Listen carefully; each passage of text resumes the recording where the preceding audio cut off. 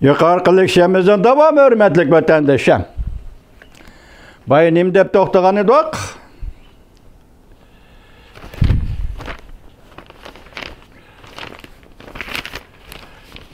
Oxşaş bir günde Amerika'da bir parça istihbarat dokulatıda mundaq görüstüldi vatandaş. Keler yili bir parça tinchlik kelişimi imzalaşımız mümkün emas. Yani Afganistan meselesiga münasebetlikle keler yili bir parça tinchlik kelişimi imzalaşımız mümkün emas. Belki Afganistan'da xalq saylagan hükümetinin düşmanı Taliban bu urushda g'alaba qiladi. Belki Afganistan'da xalq saylagan hükümetinin düşmanı Taliban bu urushda g'alaba qiladi. Davlatlik istihbarat bosh taftishxonasi maxfiyatlikni oshkorlash dokulatida mundaq ko'rsatildi.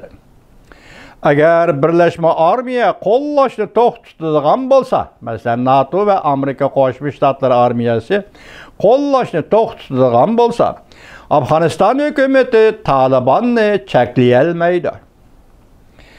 Brezhnevskiy ilmiy jamiyati tashqi siyosat planlash tadqiqlash xonasining mudiri Michael O'Halloran mundaq ko'rsatdi. Amerika armiyasining Afg'onistonda turishini tanqid qiladiganlar mundaq hisoblaydi. Muqarrar natija shu bo'ladiki, biz yengildik. Yoki bizning ittifoqdosh do'stlarimiz huquqini yo'qotib qo'ydi. Shunlashqa biz nemishqa burunroq chekinmadik. U mundaq dedi. Men deyman, ularning bu ko'z qarashida masala bor deb qarayman. O'Halloran Amerika ovoz radiosiga mundaq dedi.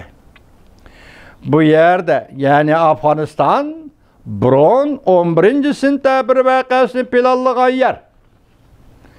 Bu yer yana bir qatim xalqaro terroristlarning kelgusida yo'shiradigan joyi bo'lib qolishi mumkin. Tushundingizmi, hurmatli vatandosh? Darhol tushunalisiz. Ishonamanki, hamda Amerika armiyasi chekingandan keyin Afg'oniston yana bir qatim xalqaro terroristlarning to'planadigan joyi bo'lib qolishi mumkin deyotdi O'Halloran. İstihbarat teftiş idarəsinin a'zosi, sobiq a'zosi. Pakistanning Amerika turgan sobiq elchisi Husayni Haqqani mundaq ko'rsatdi. Hozir haqiqiy masala shu yerdaki,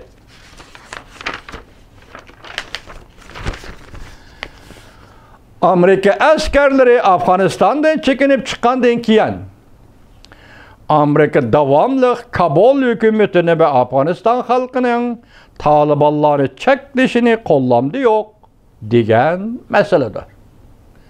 Afg'onistonda Amerika Qo'shma Shtatlari chekinib chiqadi, askarni chekindirib chiqadi. Shuningdan keyinmi Kabul hukumatini qo'llamdi yo'q. Afg'oniston xalqini qo'llamdi yo'q. Masalaning tuguni shu yerda. Hozir Hodisan tadqiqot organi Janubiy Osiyo va O'rta Osiyo tadqiqot ishxonasining mudiri Haqqani Amerika ovoziga mundaq dedi. Taliban tinchlikda har qanday qiziqish ifodalamadi. Taliban tinchlikqa har qanday qiziqish ifodalamadi. Dunyo va kechiringlar. Duo tinchlik suhbati. Dua tinchlik so'z qatorining sharhi deyman.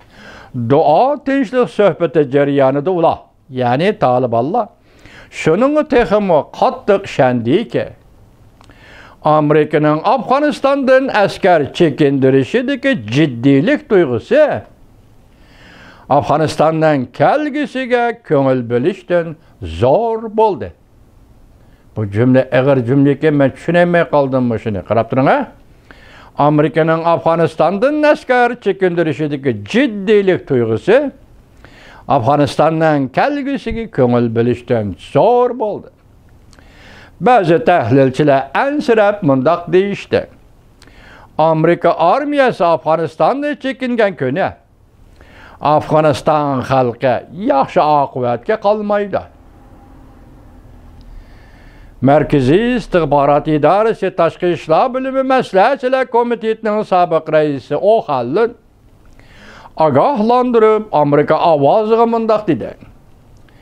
Afg'oniston Suriyaga o'xshab qolishi mumkin.